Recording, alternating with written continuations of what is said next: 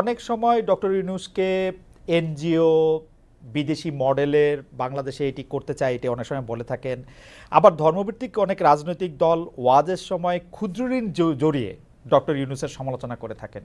শেখ হাসিনার মতো এরকম প্রায়, আমি যেটিকে বলি যে প্রায় অভব্য অশ্লীল ভাষায় সুদখোর বা এরকম না বললেও ওয়াজের সময় এগুলি নিয়ে অনেক কথাবার্তা বলে থাকে। জামায়াতে ইসলামী আসলে ক্ষুদ্র ঋণ, তারপরে হচ্ছে যে এইরকম একটি ব্যাংক ব্যবস্থা বা এনজিওর কাজকর্মকে কিভাবে দেখে, কিরকম করে দেখে? আচ্ছা দেখেন, উনি কি শুধু সুদী ব্যবস্থায় ব্যাংক পরিচালনা করেন? বাংলাদেশে আর কোনো ব্যাংক নাই এরকম। না, এটি তো সফিস্ট। রাষ্ট্রীয় প্রত্যেকটা ডক্টর শফিকুর রহমান, আপনি তো রাষ্ট্রীয় অসাধারণ প্রত্যেকটা বিতার্কিক। ব্যাংকে এটি তো ব্যাংকে এটি কিন্তু তো কনভেনশনালি এটি তো চলে। সফিস্টদের মতো হলো, সেই প্রশ্নের বিপক্ষে ব্যাংকের প্রশ্ন। লোকরা, জি। সেই ব্যাংকে যারা সার্ভিস হোল্ডার এবং যারা ডিরেক্টর, হুম, হুম। তারা যদি মেইন স্ট্রিম রাজনীতি করার অধিকার রাখেন, ইউনূস সাহেবের সমস্যাটা কোথায়? আমি তো সমস্যার কথা বলছি না, আমি বলছি এটা তো জামায়াতে ভিন্ন ইসলামীর কিছু না। অবস্থানটা কি। আমার কোনো সমস্যা নাই, আমি তো আর আমার সবচেয়ে ওই ধরনের পছন্দের লোক ডক্টর যে মোহাম্মদ ইউনূস। ফতোয়াবাজি, আমরা আসলে যে কোনো ধরনের ফতোয়াবাজির পক্ষে আমরা না। হ্যাঁ, আচ্ছা। মানুষ ভুল করবে, আপনি তার পজিটিভ ক্রিটিসিজম করেন, হুম। তাকে সংশোধন করার চেষ্টা করেন, তাকে ভালোভাবে বলেন। আপনি যে ফিলিংসটা আপনি ক্যারি করেন, সেই ফিলিংসটা তাকে পার্সু করেন। কিন্তু তাই বলে আপনি তির্যক ভাষায় তাকে কিছু বলবেন, এটা তো আসলে মানায় না। আচ্ছা, সাবেক প্রধানমন্ত্রী শেখ হাসিনা এখন ভারতে রয়েছেন। আমি বারবার বলি, আমি পার্সোনালি মনে করি বাংলাদেশে যত দুর্বৃত্তপনা রয়েছে সব কিছুর জন্যই আসলে শেখ হাসিনার সাজা হতে পারে, শাস্তি হতে পারে, বিচার হতে পারে। কিন্তু মোদি সরকারের সঙ্গে আমরা দেখতে পাচ্ছি যে ডক্টর ইউনূস সরকারের সম্পর্কে ঘনিষ্ঠতা নেই, যতটা ছিল হচ্ছে শেখ হাসিনা সরকারের সঙ্গে তার ঘনিষ্ঠতা। বাংলাদেশের অনেকের দাবি শেখ হাসিনাকে বাংলাদেশে ফিরিয়ে এনে তাকে আসলে বিচারের মুখোমুখি করতে হবে। ডক্টর ইউনূস সরকারের সঙ্গে আমরা বরং পাকিস্তানের ঘনিষ্ঠতা বাড়ার লক্ষণ আমরা দেখতে পাচ্ছি। কিন্তু সম্প্রতি আপনারা অর্থাৎ জামায়াতে ইসলামী ভারতের সঙ্গে বন্ধুত্ব করার আগ্রহ দেখিয়েছেন। ভারত কি কোনো সাড়া দিয়েছে, নাকি এই এই বন্ধুত্ব করার আগ্রহটা নিয়ে একটু আপনার কাছে শুনতে চাই যে এটা আসলে কিরকম? অনেক ধন্যবাদ আপনাকে। বাংলাদেশের সংবিধানে আপনি আইন অঙ্গনের একজন মানুষ ছিলেন এবং আপনার ভালো করে জানা আছে, আমাদের সংবিধানে পরিষ্কার লেখা আছে যে বিশ্বের সবগুলা শান্তিকামী গণতান্ত্রিক দেশের সাথে আমাদের বন্ধুত্বপূর্ণ সম্পর্ক থাকবে। এটা শুধু ভারতকে আলাদাভাবে বলা হয়নি, কিন্তু ভারত আমাদের নিকটতম প্রতিবেশী, বৃহৎ প্রতিবেশী। আমি তাদের সাইজ সংখ্যার দিক থেকে বলছি না, আমাদের সাথে তাদের বর্ডার তা সবচেয়ে বেশি। অল্প একটু আছে মায়ানমার, বাকিটা আমাদের বে অফ বেঙ্গল। তো এই জায়গায় আমার প্রতিবেশী তো আমি বদলাতে পারবো না, যে কথাটা আমি সব সময় বলবো। প্রতিবেশী তো আমার প্রতিবেশী থাকবে। প্রতিবেশী যদি শান্তিতে থাকে, আমিও শান্তিতে থাকবো। ওকে। আমি যদি অশান্তিতে পড়ে যাই, আমার প্রতিবেশীও শান্তিতে থাকতে পারবে না। আমরা আমরা কেন অশান্তির দিকে যাব? উভয় প্রতিবেশী আমরা পরস্পর মিউচুয়াল রেসপেক্ট এবং ইকুয়ালিটির ভিত্তিতে যদি আমাদের কূটনীতিকে, পারস্পরিক সম্পর্ককে, দুই দেশের স্বার্থ সংশ্লিষ্ট বিষয়টাকে যদি আমরা সুবিবেচনায় নিই, এটা উভয়ের জন্য ভালো। সেই দৃষ্টিকোণ থেকে আমি আলাদা করে ভারতের কথা বলিনি, আমি সবার কথাই বলেছি। এবং যেহেতু তারা আমাদের নিকটতম প্রতিবেশী, সেই কারণে আমরা প্রতিবেশীর সাথে তাদের পক্ষ থেকে আমাদের পক্ষ থেকে দুই দিক থেকেই সুপ্রতিবেশী সুলভ আচরণটা আমরা পছন্দ করি, দেখতে চাই।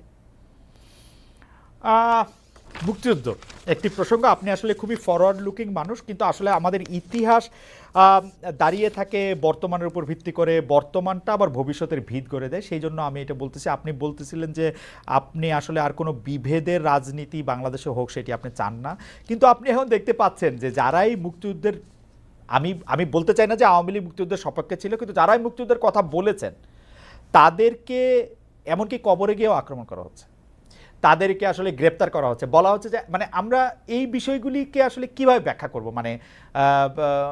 মানে যেহেতু তারা আওয়ামী লীগ সরকারের পক্ষে ছিল, বা মুক্তিযুদ্ধ তো আওয়ামী লীগ সরকারের একলান না, কিন্তু তারা আসলে বিভিন্ন ধরনের এইসবের সম্মুখীন হচ্ছেন। এইটিকে আপনি আর আসলে কিভাবে দেখেন? গ্রেপ্তার করা হচ্ছে, মামলা দেওয়া আসলে হচ্ছে। দেখেন, তাদের উপরে আক্রমণ বা আইন হাতে তুলে নেওয়া, আমি আগেই বলেছি যে এটা আমরা সমর্থন করি না। কিন্তু কেউ যদি পারপিট্রেটর হয়, যদি মানুষের উপর জুলুম করে, মানুষের অধিকার নষ্ট করে, যদি দেশের টাকা আহ লুণ্ঠন করে বিদেশে পাচার করে, তাহলে তার তো বিচার হতে হবে। হুম, হুম। তার বিচার হওয়াটা উচিত। এটা এ কারণে নয় যে তিনি মুক্তিযুদ্ধের পক্ষের বা বিপক্ষের, বরঞ্চ যদি কেউ কিছু করে থাকে তাদের অন্যায় আচরণের কারণে তাদের সাথে এটা হচ্ছে। তাও আমরা বলবো যে এটা আইনের মাধ্যমে হওয়া উচিত, যথাযথ কর্তৃপক্ষের মাধ্যমে হওয়া উচিত, কারোই আইন হাতে তুলে নেওয়া উচিত নয়। এই জন্য আমরা এবারকার চেঞ্জের সাথে সাথেই আমরা একটা আহ্বান জানিয়েছিলাম যে আমরা আইন হাতে তুলে নেব না এবং আমরা কোনো প্রতিশোধ নেব না। বরঞ্চ আইনের কাছে আমরা যদি কাউকে মনে করি যে সে অপরাধী বা দুষ্কৃতিকারী, আমরা আইনের কাছে তাকে তুলে দিতে সহায়তা করব। এটা কিন্তু মুক্তিযুদ্ধের কারণে না, এটা তাদের অপরাধের কারণে। না, কিন্তু তাদের সামনে আসলে ধরেন বড় দুর্নীতিবাজ, বড় স্পেসিফিক তার বিরুদ্ধে অভিযোগ রয়েছে, সেটি নিয়ে আমার প্রশ্ন না, কিন্তু দেখা গেছে যে মুক্তিযুদ্ধ নিয়ে বা জামায়াতে ইসলামের বিরোধিতা নিয়ে যাদের অবস্থান ছিল তাদেরকে এখন সাংঘাতিক হেনস্থার সম্মুখীন হতে হচ্ছে। আপনারা বলছেন যে আপনারা প্রতিশোধ পরায়ণ নন, কিন্তু আমরা এক ধরনের প্রতিশোধ পরায়ণতাকে এর মধ্যে দেখতে পাচ্ছি না। বারবার বলাও হচ্ছে, মানে সোশ্যাল মিডিয়া খুলে মোটেই আমরা না। দেখি যে এর তখন সাথে জামায়াতে আমাদের ইসলামকে এটি বলেছে এর সেজন্য। এর এর সাথে আমাদের একজন সমর্থকও জড়িত, নেতা কর্মী জড়িত থাকা তো দূরের কথা, একজন সমর্থকও জড়িত নেই। ওকা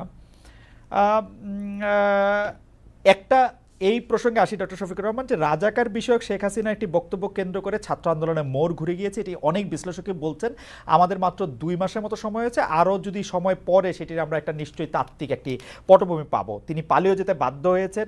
সম্প্রতি আমরা দেখেছি যে বৈষম্য বিরোধী যারা ছাত্র আন্দোলনের সমন্বয়ক রয়েছেন তারা বলছেন স্বৈরাচার শেখ হাসিনার বক্তব্যের প্রতিবাদে তারা নিজেদের রাজাকার বলেছিলেন। সেখানে তারা বলেছিলেন কে বলেছে স্বৈরাচার, কিন্তু রাজাকার বিষয়টি তারা ধারণ করতে চান না। কিন্তু আমরা দেখেছি যে জামায়াত ইসলামের বিভিন্ন সমাবেশে আমরা রাজাকার স্লোগান পাচ্ছি। এ থেকে আপনারা আসলে কি বার্তা দিতে চান? আমি আরো স্পেসিফিকলি বলি, সম্প্রতি টাঙ্গাইলে আপনার জনসভায় আপনার বক্তব্য চলাকালেই কর্মীরা স্লোগান দিয়েছে তুমি কে আমি কে, রাজাকার রাজাকার। আমি এটা শুনি নাই, আমি ছিলাম, আমি শুনি নাই। আপনি শুনে থাকলে আপনাকে ধন্যবাদ। এখানে আমার বক্তব্য একদম পরিষ্কার, জি একদম পরিষ্কার। দেখেন, রাজাকার যদি গালি হয়ে থাকে তাহলে এটা আওয়ামী লীগের।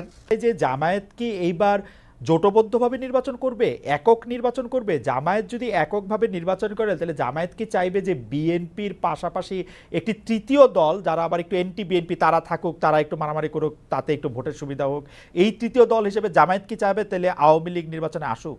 মানে আমরা এভাবে ইনফারেন্স টানতে পারি কিনা? না না, আমি তো আগেই বলেছি যে আওয়ামী লীগ কিভাবে রাজনীতি করবে আগে তারা ঠিক করবে। যারা একটা গণহত্যা ঘটিয়েছে, এখনো তাজা রক্ত ভাসতেছে, এখনো হাজার হাজার ছাত্র ছাত্রী, যুবক, শ্রমিক এখনো আহত হয়ে কাতরাচ্ছে হাসপাতালের বেডে, তারা কিভাবে নির্বাচন করার চিন্তা করবে? তারা জনগণের বিপক্ষে দাঁড়িয়ে কার ভোটে তারা নির্বাচিত হবে? তারা তো জনগণের বিপক্ষেই দাঁড়িয়েছে। আগে তো এই জায়গাটা তাদের সেটেল করতে হবে। তারা এখন কিভাবে নির্বাচন করবে এটা তো আমার বুঝে আসে না। আর আমরা তাদেরকে প্রমোট করবো, এলাও করবো, প্রশ্নই উঠে না।